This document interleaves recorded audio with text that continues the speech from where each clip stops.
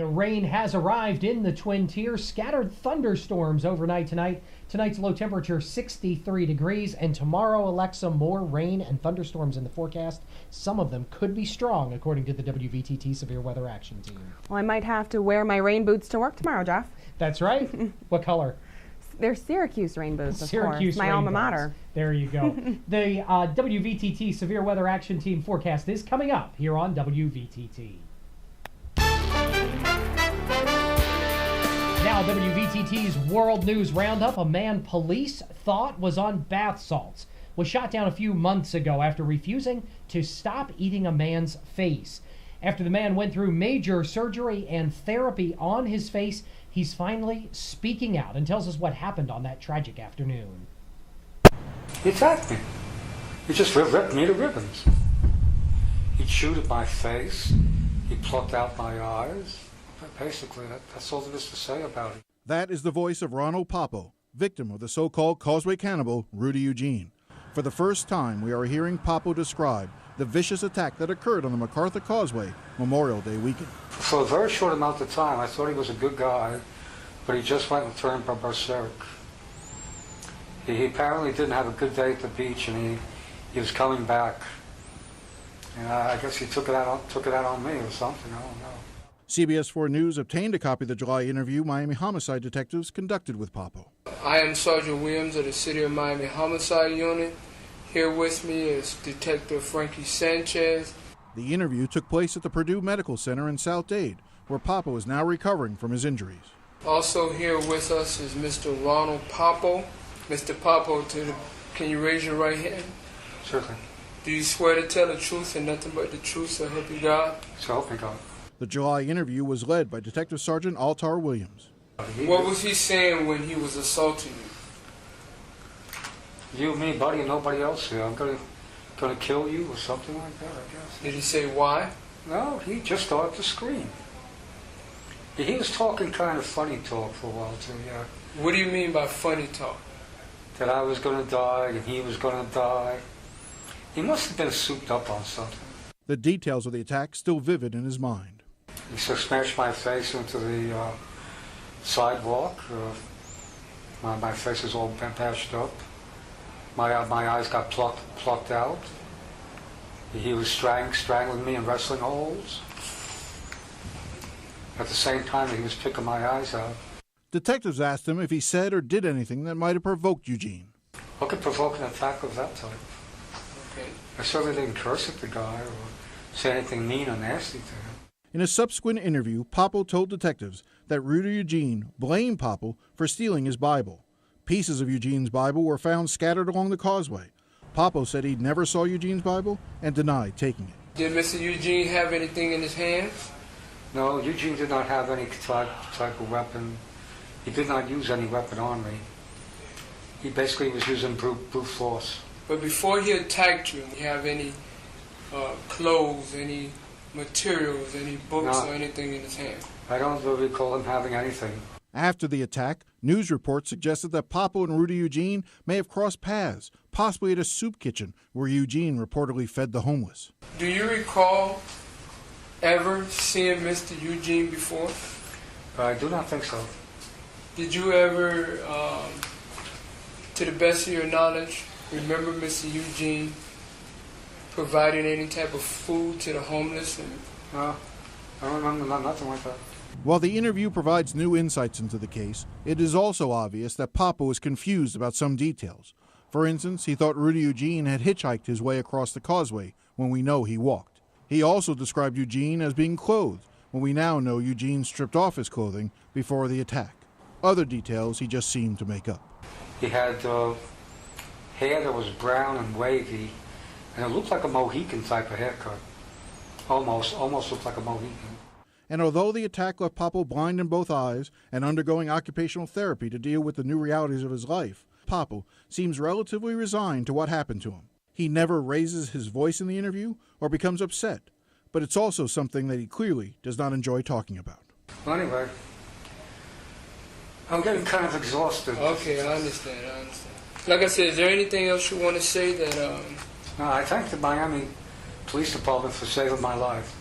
That's about the best I could sum it up as. If they didn't get there in the nick of time, I would have definitely been worse shape. Possibly I'd be DOA. Sikh faithful gunned down in their place of worship on a Sunday morning, and Batman enthusiasts shot and killed watching a midnight premiere have one thing in common. They were all recent victims of gun violence. But as CNN's Dan Lothian reports, while there's much talk of the tragedies in Wisconsin and Colorado, there's not much action in Washington. Faced with another tragic act of violence, this time in Wisconsin, President Obama is under pressure to do something. I think all of us recognize that these kinds of terrible, tragic events are happening with too much regularity for us not to do some soul searching and to examine additional ways that we can reduce violence.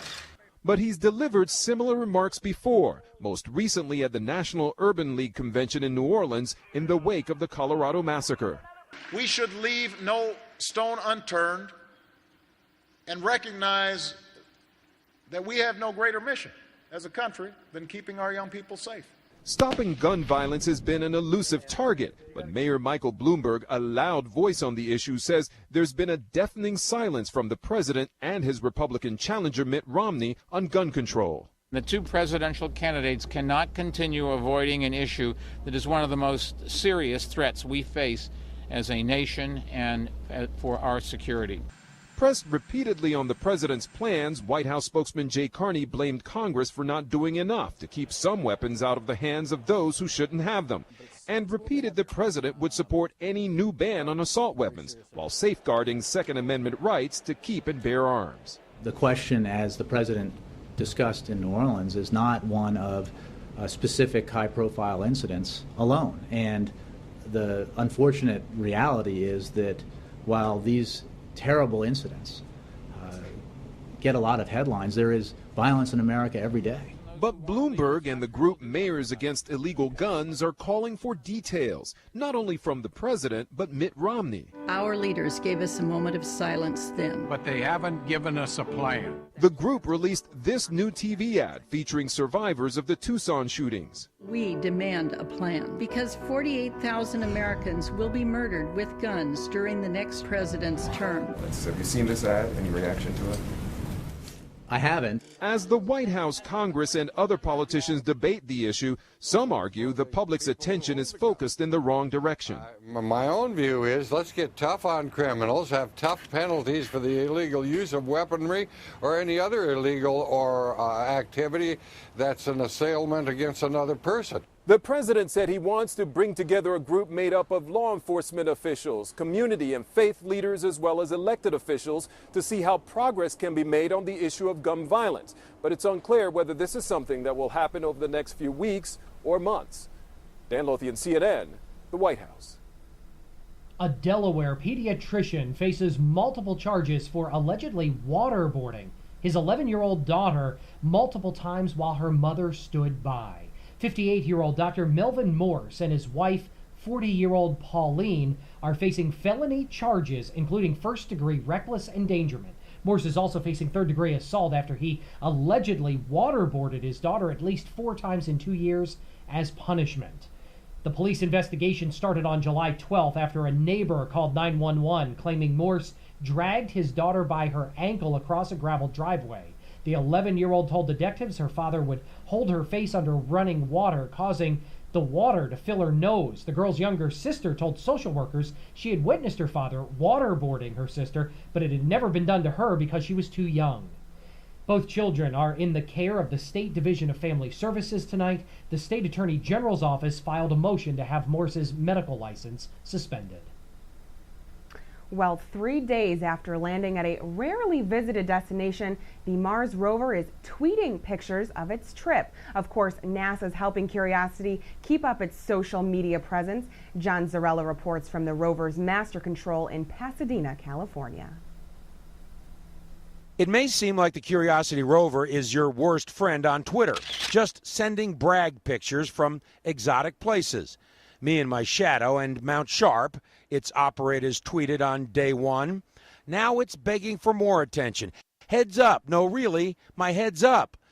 As it beamed another shadow pic back to Earth, then it sent the first 360-degree photo from Mars of, you guessed it, itself. But Curiosity's operators say it's all for good reason. We also took a panorama of the deck. We call that the deck pan. And we took this to document the state of the deck after landing. The team is just giving the rover a good look before it starts on the science of the mission, making sure it functions just as you see in this animation. And so far, so good. You can see the shadow of the arm in the image, and you can also see that the mast is deployed, which is excellent. That's what we're looking for. New photos also show a wide field of gravel and pebbles around the rover. That's the lip of the Gale crater off in the distance. Dark spots dug out during landing revealed underlying bedrock. A relatively smooth road trip is ahead. There's some question about, can we move the rover? Is it safe to move the rover? There's nothing around it. So it's safe to move the rover. There's nothing under it because we do have an image closer in as well. Mission managers say with the spacecraft being as healthy as it is and with the capability that it has, all of their options are open for science. John Zarella, CNN, at the Jet Propulsion Lab in Pasadena. You're not going to want to miss our next story. The Olympic Dream Team continues to win and win big. Sports with Derek Smith is next here on News Channel 25 WVTT.